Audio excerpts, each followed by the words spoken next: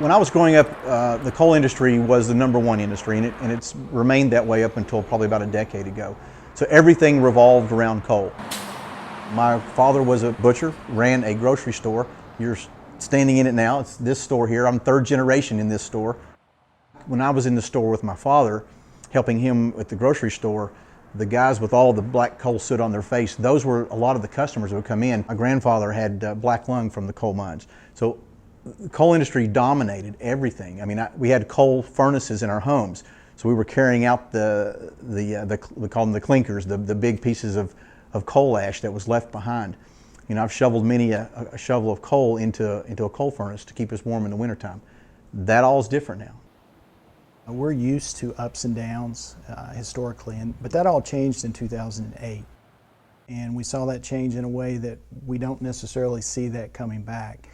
And that led to us as a community to really sit down and analyze what had happened, what might happen in the future, and what we needed to do differently. And for us, that's when we focus on outdoor recreation.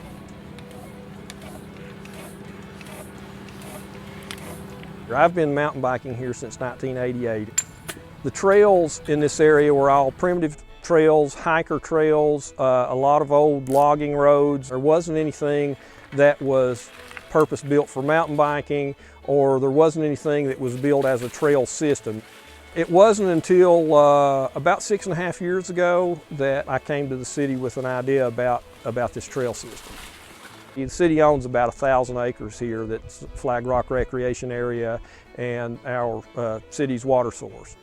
When we're finished, the vision here is to put 35 or 40 miles of trails on this piece of property with links to the National Forest, possibly links to some private land close to us here too. So hopefully this will turn out to be a very large trail system with a little something for everybody.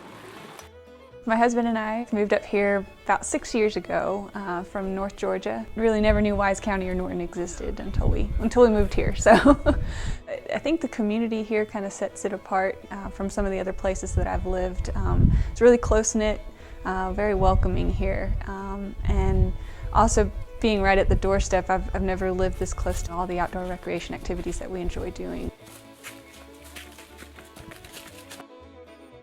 Norton is really special because a lot of it is still undiscovered. It's this area that has kind of been, I call it a black hole for a long time amongst a lot of the community, not just with outdoor recreationists, but with biologists like myself. We have a huge amount of biodiversity and wildlife here, and no one really seems to have caught on to how special the area was.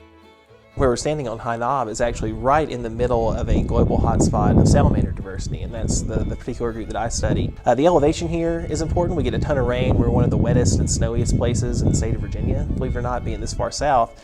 And so having that amount of moisture here is really great for the wildlife. It helps to supercharge the plants that are here and the salamanders, and then all that water also has to make it downhill. So we're in the Clinch River Valley, the Powell River Valley, and those areas have some of the highest freshwater fish diversity, some of the highest mussel diversity, really on the North American continent. So Norton has this incredible natural asset, which is this high knob that sits right above the city with Flag Rock, and so many incredible natural outdoor recreation assets sitting right there. But at the bottom of this knob is an amazing little downtown that has a cool culture. But what I get really excited about is the opportunity, the potential for future business and potential for future growth right there in that downtown. You look at all these old, really cool historic buildings and you just burst with excitement over the possibility of businesses that could go into them. Since the downturn in the coal market, one of the things that we were left with was we had the amenities. We had the transportation system in place, we had the hotels, we had the restaurants, and again, that just perfectly situated us to the point that we wanted to focus on outdoor recreation. We love the outdoors. We think that outdoor adventure tourism is going to be the new face of Norton and the new economy here in Southwest Virginia. Congratulations to the City of Norton. Congratulations, Norton. Congratulations, Norton. Congratulations to the City of Norton. I just want to thank all of our citizens in Norton who voted. I'm very proud to be here and be part of that, and I know you are too. So again, congratulations, Norton.